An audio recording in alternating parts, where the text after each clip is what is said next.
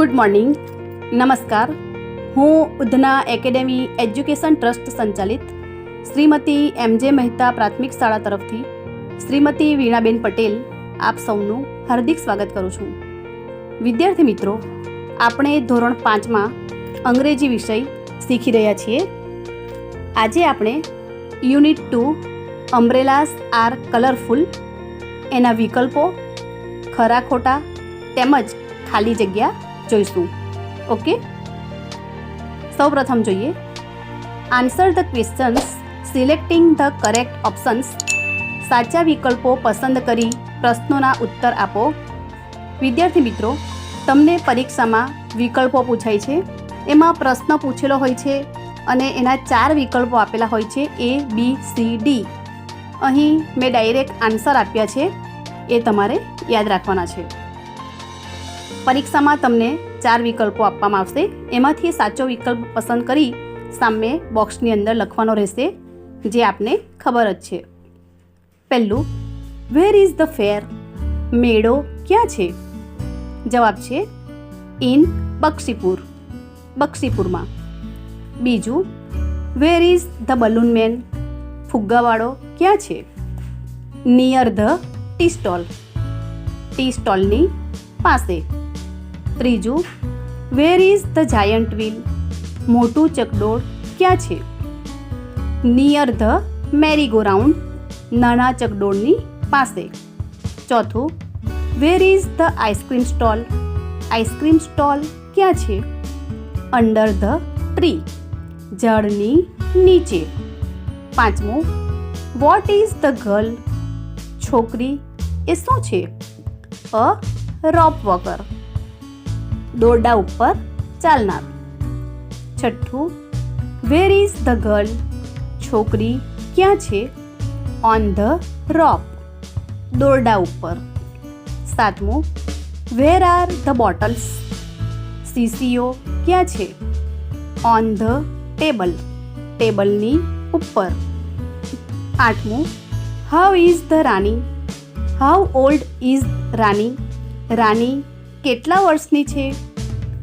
5 years old, Rani 5 વર્ષની છે. નવમું, who is studying in standard 5? કોણ 5મા ધોરણમાં અભ્યાસ કરે છે? રહીમ.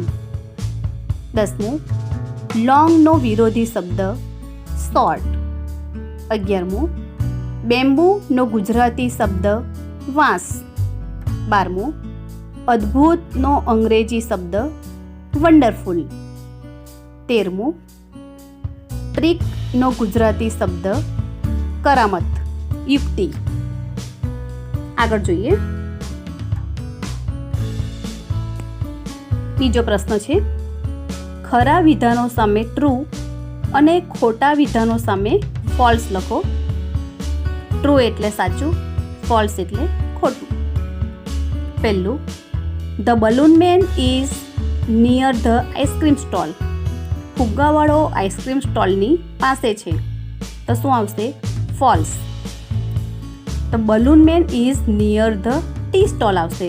અહીં આઈસ્ક્રીમ સ્ટોલ આપેલું છે એટલા માટે ફોલ્સ. બીજું, અ મેરી ગો રાઉન્ડ ઇઝ હ્યુજ. નાનું ચકડોળ છે એ વિશાળ છે. હ્યુજ એટલે વિશાળ, તો શું આવશે? ફોલ્સ. ત્રીજું, an ice cream stall is under the tree. Ice cream stall ઝાડની નીચે છે, તો ટ્રુ, સાચું છે. ચોથું, a rope walker is on the rope. Rope walker દોરડા ઉપર છે, ટ્રુ. પાંચમું, the bottles are on the box. શીશીઓ બોક્સની ઉપર છે, ફોલ્સ. છઠ્ઠું, there is a circus in the village. ગામમાં એક સર્કસ છે, false.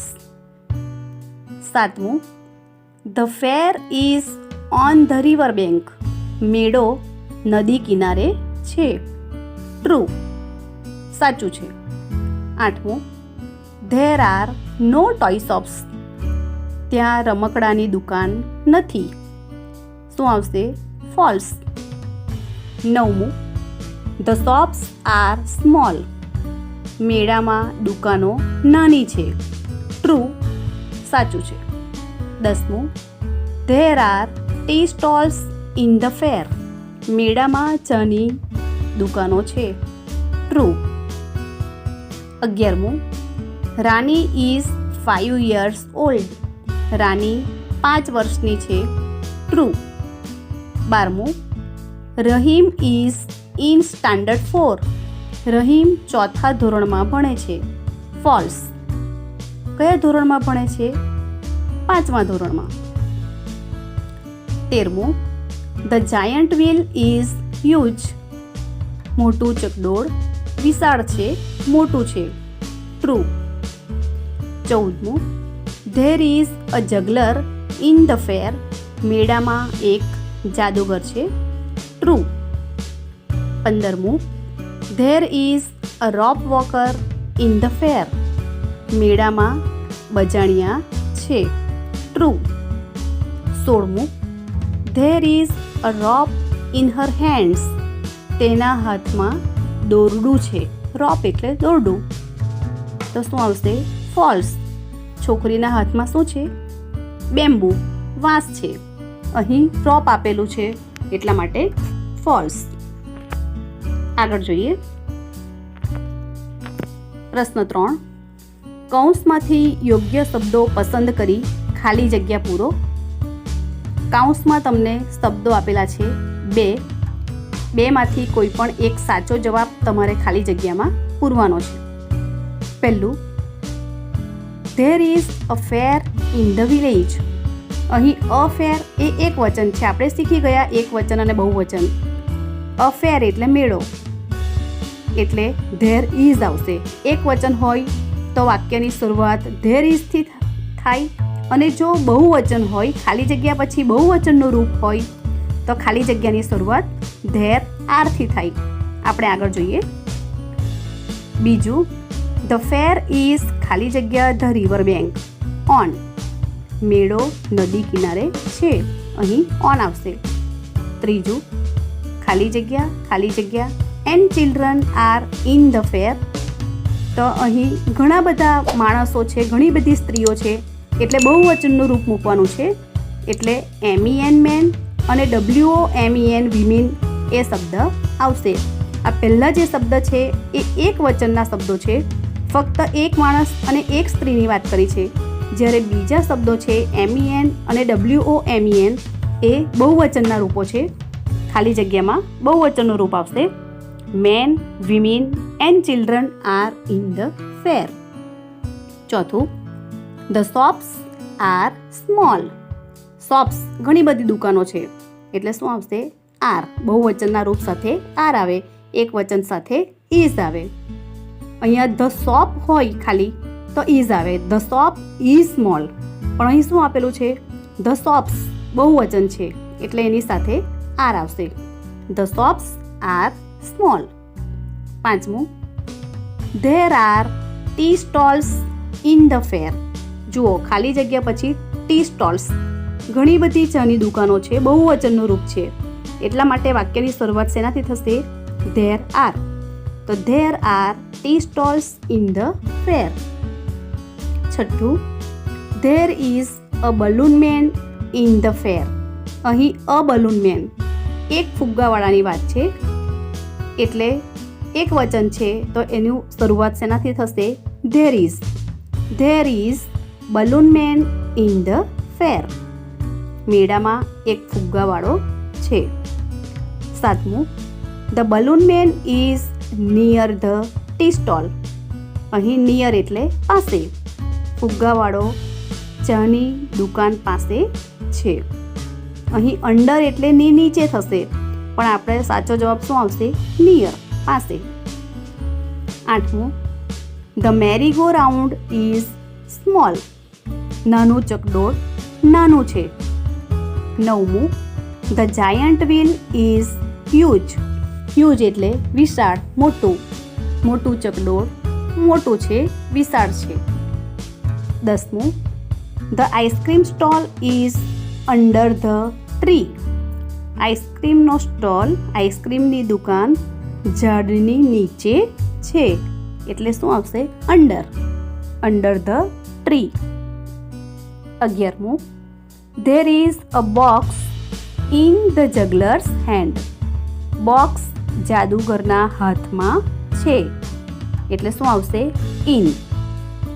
12મું, there are balls near હિમ. જુઓ, અહીં ધેર આરથી વાક્ય શરૂ થયું એટલા માટે બહુવચનનું રૂપ આવશે balls. There are balls near him. તેની પાસે બોલ છે. 13મું, bottles are on the table. અહીં પણ જુઓ, ખાલી જગ્યા પછી આર આપેલો છે એટલે આગળ શું આવશે? બહુવચનનું રૂપ આવશે બોટલ્સ. ઘણી બધી શીશીઓ છે. Bottles are on the table. શીશીઓ ટેબલ ઉપર છે. 14મું, the girl is on the rope. On એટલે ઉપર, અંડર એટલે નીચે. છોકરી દોરડાની ઉપર છે. ઉપર એટલે ઓન. 15મું, there is a long bamboo in her hands. તેના હાથમાં એક લાંબો વાંસ છે. અહીં અ લોંગ બેમ્બુ એક જ વાંસ છે એટલા માટે એક વચન આવશે there is. There is a long bamboo in her hands. તો આ બીજા પાઠની ખાલી જગ્યા અહીં પૂર્ણ થાય છે. વિદ્યાર્થી મિત્રો, આપણે આગળના વિડીયોમાં યુનિટ 1 એના વિકલ્પો આપણે જોઈ ગયા હતા. આજે આપણે યુનિટ 2ના વિકલ્પો જોયા. એમાં ખાલી જગ્યા અને ખરા ખોટા પણ જોઈ. હવે આપણે આગળના પીરિયડમાં યુનિટ 1ની ખાલી જગ્યા અને ખરા ખોટા જોઈશું. આ ઉપરાંત આપણે જે આગળ શીખી ગયા કે વિરોધી શબ્દો, રાઇમિંગ વર્ડ, ધેર ઇઝ અને ધેર આર પરથી વાક્યો બનાવો. ત્યાર પછી આ ચુન્ની મુન્નીવાળો જે પાઠ છે એના ફકરા પરથી પ્રશ્નોના જવાબ એ આપણે લખ્યા છે. એ બધું તમારે વાંચતું રહેવાનું છે. પરીક્ષામાં આ દરેક વસ્તુ તમને પૂછાશે. વિરોધી શબ્દો પણ કર્યા છે, એ વિરોધી શબ્દો પણ યાદ રાખવા. તેમજ ઇન, ઓન, અંડર, નિયર જે પ્રેપોઝિશન આપણે શીખી ગયા કે ચિત્ર જોઈને આપણે લખ્યું છે કે આ એની નીચે છે કે ઉપર છે, ચિત્રોમાં બતાવ્યું છે અને આપણે ખાલી જગ્યા પૂરી છે. એ રીતનું તમને પરીક્ષામાં પૂછાશે એટલે એ એક્ટિવિટી પણ તમારે વાંચવાની છે. Okay, thank you.